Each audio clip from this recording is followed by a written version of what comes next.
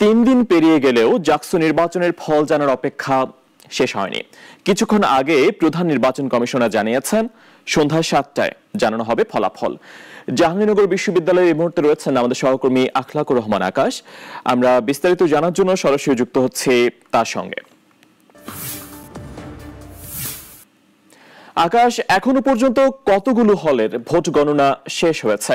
ফলাফল সম্পর্কে কোনো ধারণা কি পাওয়া গেছে এর মধ্যে? হ্যাঁ ফয়সাল, ধন্যবাদ। যেমনটি বলছিলেন, 3 দিন কিন্তু পেরিয়ে গেছে। পেরিয়ে যাওয়ার পরও আমরা কিন্তু অপেক্ষা করছি আসলে চাকসু এই বহুল প্রতীক্ষিত ফলাফলের জন্য।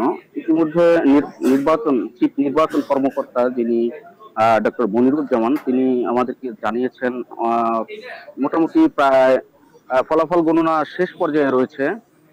আর দু একটি হল বাকি রয়েছে। এই দু একটি হলের ফলাফল গণনা শেষ হলেই কিন্তু আসলে আনুষ্ঠানিকভাবে ফলাফল ঘোষণার কার্যক্রমটা তারা শুরু করবে। তবে তিনি আমাদেরকে যেটি জানিয়েছে, সন্ধ্যা 7টা নাগাদ কিন্তু এই ফলাফল ঘোষণা করা হতে পারে এবং হবে বলেই নিশ্চিত করেছেন। পাশাপাশি আরেকটি বিষয় আমি জানিয়ে রাখি, এই নির্বাচনে কিন্তু 8,016টি ভোট কাস্ট হয়েছে। এক একটা ভোটার কিন্তু তারা 40টি করে ভোট দিয়েছে। সেই ক্ষেত্রে ভোটের পরিসংখ্যানটা কিন্তু অনেক।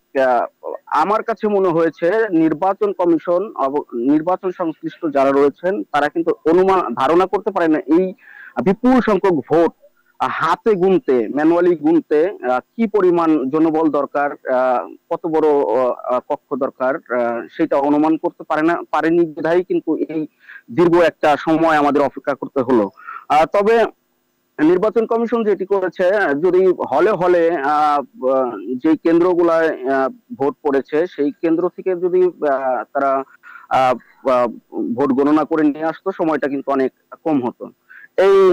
এই ভুলটা তারা করেছে। এখানে 5টি টেবিলে কিন্তু 21টি কক্ষের ভোটগুলো পর্যায়ক্রমে গোনা হয়েছে বলেই এই দীর্ঘ সময় আমাদের অপেক্ষা করতে হলো। ফয়সাল, তারপর নির্বাচন কমিশনের একজন সদস্য তিনি মাহফুহি সাত্তা তিনি পদত্যাগ করেছেন, তার অভিযোগ কি ছিল? আর এ নিয়ে নির্বাচন কমিশন বা প্রার্থীরা কি কোনো ধরনের কথা বলেছেন? কি ধরনের কথা তারা বলেছেন? জি, তিনি কিন্তু গতকাল রাত 8টার দিকে ঘোষণা দিয়েই কিন্তু পদত্যাগ করেছেন।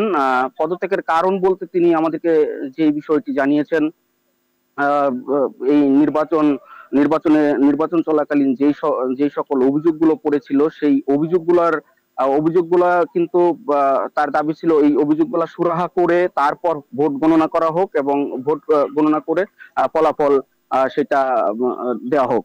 কিন্তু ওনার এই দাবিটা নির্বাচন কমিশনের সদস্যরা আমলে নেয়নি এবং তারা ভোট গণনা কার্যক্রম চালিয়ে গিয়েছেন বিধায়ী কিন্তু সেই বিষয়টা সামনে রেখে এনে তিনি পদত্যাগ করেছেন।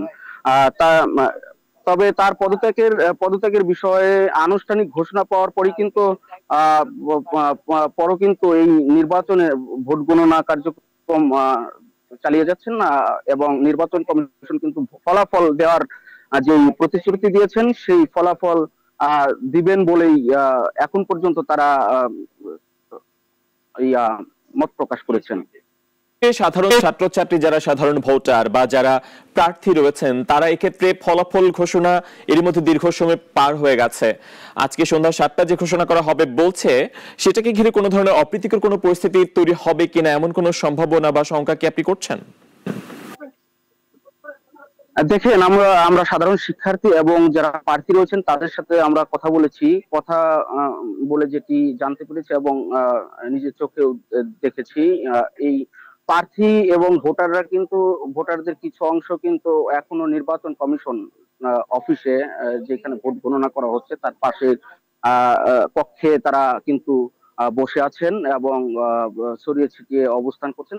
তারা বলছেন আসলে যদি এই ভোট মানে ফলাফল ঘোষণা না করা হয় তারা প্রতিবাদ করবেন। দেরি হলেও যদি ফলাফল ঘোষণা করা হয় তাহলে তাদের অভিযোগ নেই। তারা নির্বাচন কমিশনের যেই গাফিলতি গুলো ছিল, যেই অ্যাসেসমেন্টে ভুল সিদ্ধান্ত ছিল, সেগুলা এই শিক্ষার্থী এবং প্রার্থীরা কিন্তু আহ, অনুমান করতে পেরেছে, এবং সেই ভোগান্তিটুকু কিন্তু শিক্ষার্থীরা এখন পর্যন্ত মেনে নিয়েছে। তারা বলেছেন আমরা দেরি হলেও যদি ফলাফল ঘোষণা করা হয় আমরা মেনে নেব। আপনি থাকুন সেখানে, আমরা নিশ্চয়ই নাগরিক টিভির দর্শকরা আপনার মাধ্যমে জানতে পারবে সন্ধ্যা 7টায় কি ধরনের ফলাফল আমরা দেখতে পাবো। অনেক ধন্যবাদ আপনাকে আমাদের সঙ্গে যুক্ত হওয়ার জন্য।